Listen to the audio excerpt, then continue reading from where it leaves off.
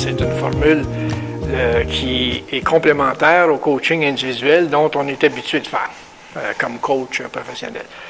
Alors, c'est-à-dire qu'on se sert d'un groupe et de la dynamique du groupe pour faire avancer le groupe lui-même et chacun avec ses petits objectifs personnels à l'intérieur de la plus grande thématique que l'on développe ensemble.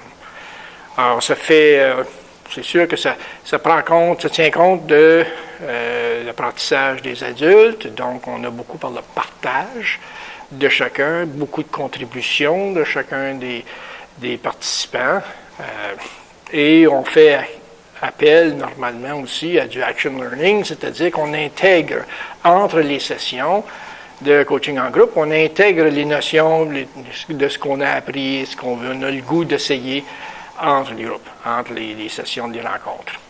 Par la suite, on peut, en participant, on exprime au groupe ce qu'on a découvert, ce qui a bien fonctionné, ce qui n'a pas bien fonctionné.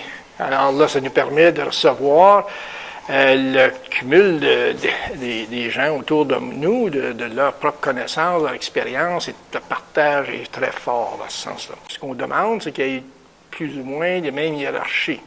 Donc, les gens du même niveau d'incorpo dans les organisations, ou au moins, si on va public, qu'il y ait des gens avec les mêmes intérêts autour de la thématique. Normalement, s'ils s'inscrivent, c'est du signe qu'ils sont intéressés par cette facette-là.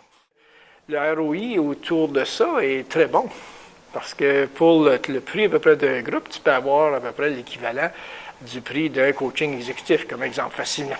Alors, c'est très abordable pour les entreprises et ça fait normalement très bien dans leur budget de formation.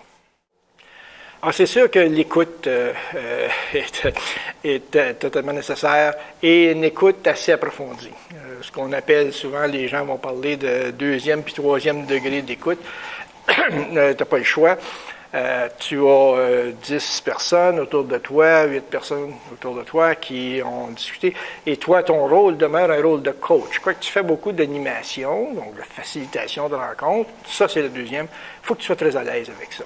Être capable de comprendre et de bien mettre en place les outils de facilitation qu'on a dans notre vie, soit comme coach ou avant, dépendant de notre passé.